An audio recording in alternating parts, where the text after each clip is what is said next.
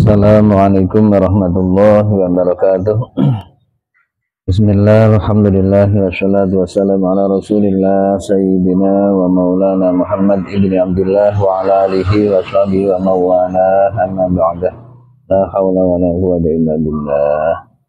Alhamdulillah, saudara-saudaraku, kita bisa bertemu kembali. Semoga pertemuan ini senantiasa membawa dampak yang lebih baik hati kita, ibadah kita, takwa kita kepada Allah SWT.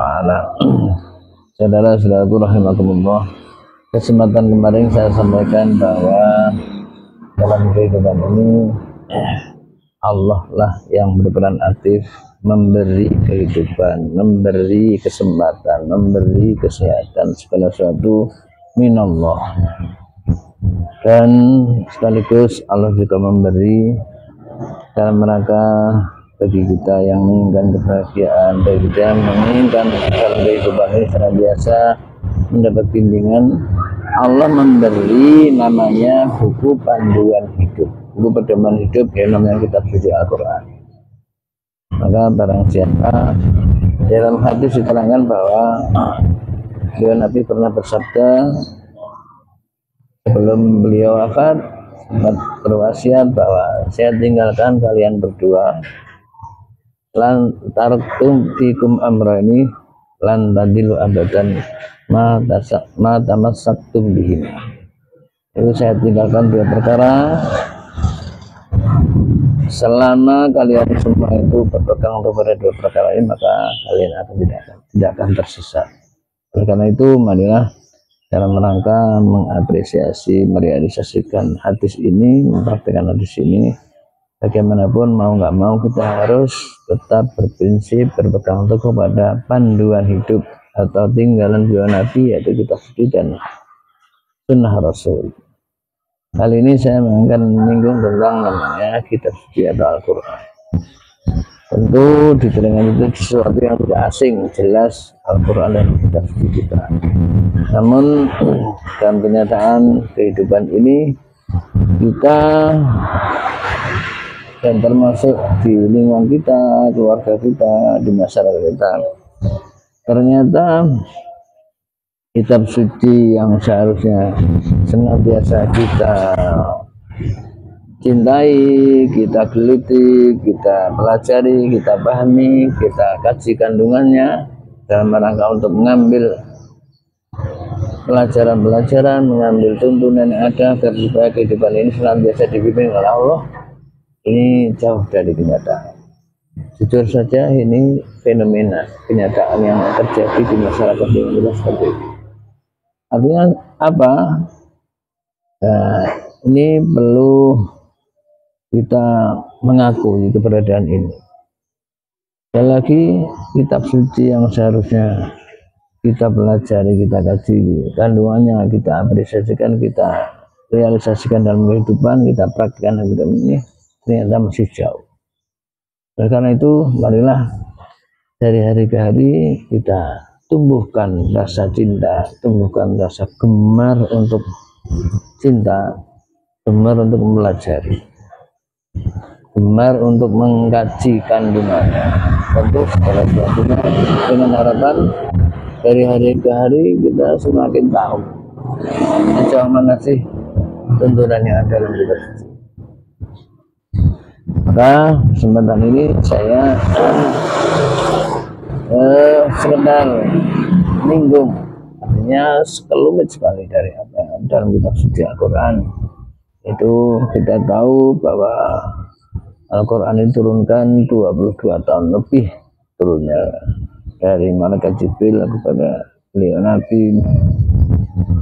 Artinya sedemikian lama prosesnya beliau Nabi menerima Quran yang jumlahnya 30 juz. Jumlahnya 30 juz, kemudian suratnya 114 surat. Selanjutnya ada 6.694. Artinya sekian banyak kandungan yang ada dalam kitab suci, mulai dari hukum-hukum dalam kehidupan ini, dalam bermasyarakat, dalam berumah tangga, dalam berkepribadian sebagai orang muslim, sebagai orang mukmin.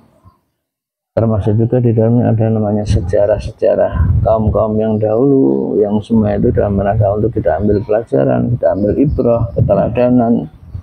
Termasuk juga di dalamnya ada kisah-kisah atau kabar-kabar tentang yang mulai belum adanya alam ini, mulai belum adanya alam sampai adanya alam dunia sampai sekarang, bahkan sesuatu yang akan terjadi, sesuatu yang akan terjadi di akhirat nanti, semuanya sebenarnya ada dalam Al-Quran. Ma farradna min syai', artinya ma min syai'in illa fil Quran, tidak ada sesuatu pun di dalam dunia kecuali sebenarnya dalam Quran itu ada. Artinya apa? Sungguh selama ini apa yang kita pahami tentang Quran, yang kita pahami kandungannya, kajiannya, wajah, masan ada Quran, sangat minim sekali. Bahkan kita, alhamdulillah, cuma alhamdulillah, bahkan kita sekali lagi sering ada yang memandang remeh, memandang rendah terhadap Al-Quran, bahkan mengagungkan kepada selain Al-Quran. Ini tentu bagi seorang mukmin, seorang muslim, sesuatu yang ironis, sesuatu yang tidak pas. Dari itu, marilah sering kita gaungkan, kita dengungkan, kita tumbuhkan kecintaan kepada Al-Quran. Itu dengan cara kita sering menyebutnya, sering membacanya, sering mengkajinya. Nanti mau nggak mau, lama-kelamaan kan semakin tumbuh kecintaan, tumbuh kegemaran untuk mau membaca, mengkaji, menghayati, merenungi, dan pada puncaknya kita amalkan dalam kehidupan sehari-hari. Saudara-saudaraku rahimahullah, tadi saya sampaikan bahwa di dalam Quran itu ada 114 surat.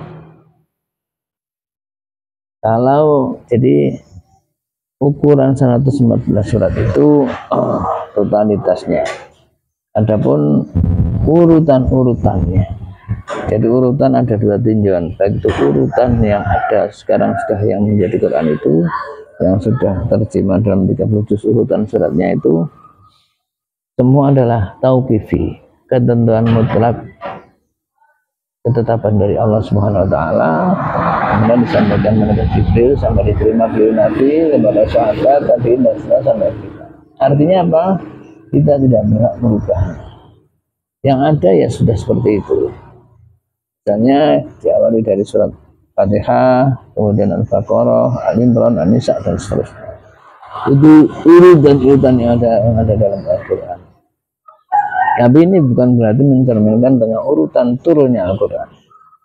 Sekali lagi saya sampaikan bahwa urutan yang ada di dalam Al-Quran, saya sampaikan surat Fatihah, Baqarah, surat Al-Imran, An-Nisa, Al-Maidah dan seterusnya, itu bukan mencerminkan dari urutan turunnya Al-Quran. Jadi turunnya Al-Quran ada sendiri, artinya urutannya ada sendiri. Misalnya awal turunnya Quran diawali dari surat Al-Alaq 5 ayat pertama, Iqra bismi rabbikal ladzi khalaq. Kenyataannya tidak dijadikan dari awalnya yang ada dalam Al-Quran. Nah, yang jelas apa yang ada dalam Quran itu tidak mencerminkan urutan-urutannya, tidak mencerminkan urutan turunnya ayat turunnya Al-Quran.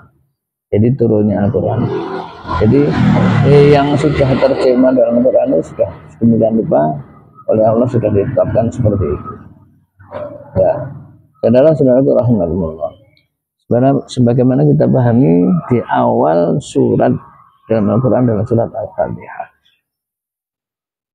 Surat Al-Fatihah yang selama ini kita kenal sesuai dengan namanya adalah Al-Fatihah, surat pembuka.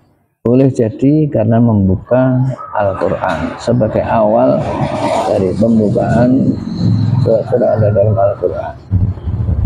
Juga sebagaimana kita ketahui, surat Al-Quran, surat Al-Fatihah adalah surat yang agung, surat yang penuh keberkahan, penuh kajian.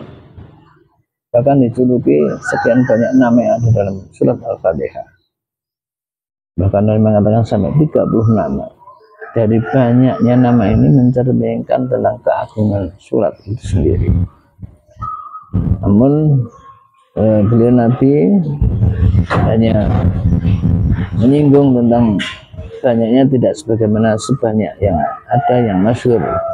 Kita kenal dengan Ummul Kitab, kita kenal dengan Ummul Quran, kita kenal Al-Fatihah dijuluki dengan Sab'ul Masani, 7 ayat surat yang jumlahnya 7 ayat, yang mana itu sering dibaca atau sering diulang-ulang. Kita kenal juga bahwa surat Al-Fatihah adalah surat yang menjadi cermin satu-satunya surat dalam Al-Quran yang wajib dibaca di dalam sholat. Bahkan dikatakan la sholata liman lam yaqra' bi Fatihatil Kitab, bahwa sholat itu tidak akan sah kalau tidak membaca surat Al-Fatihah. Jadi surat Fatihah itu surat yang harus dibaca Al-Fatihah, bahkan setiap rakaat harus dibaca. Jadi boleh jadi minimal kita setiap hari harus membaca Fatihah 17 kali. Sebagaimana jumlah bilangan dalam sehari semalam menjadi 17 rakaat. Itu gambaran sekilas tentang Al-Fatihah, dan lebih kandungannya luar biasa. Jadi ada yang mengenal surat Munziyah, surat Syifa, surat Hamdalah, surat Terpuji, dan lain sebagainya. Dan lagi dengan banyaknya nama mencerminkan tentang keagungan surat Al-Fatihah. Bahkan ada ungkapan Al-Fatihah itu 5 qiraat. Surat Fatihah ini andaikan secara khasiat atau kegunaan dibuat untuk apa saja. Dengan ungkapan itu Al-Fatihah 5 qiraat lah. Untuk apa saja hajatnya itu bisa dipanjatkan dengan surat Al-Fatihah. Artinya dengan sarana surat Al-Fatihah akan sangat mudah dikabulkan oleh Allah Subhanahu wa taala. Dan lain sebagainya. Sungguh namanya surat Al-Fatihah surat yang luar biasa, surat yang istimewa. Bahkan satu kisah, pernah beliau Nabi itu sampai ditawari oleh malaikat Jibril. Pada suatu saat beliau Nabi itu bersama rombongan sahabat pas musafir dalam satu perjalanan, kemudian bertemu dengan rombongan orang-orang kafir dengan membawa perbendaharaan dengan harta yang banyak. Mungkin atau boleh jadi beliau Nabi ya namanya juga mungkin saat itu jelas dalam kondisi yang pas-pasan, yang tidak sebagaimana orang kafir membawa harta yang banyak, mungkin harta dagangan perniagaan yang banyak. Orang mukmin atau sahabat-sahabat bersama kanjeng Nabi saat itu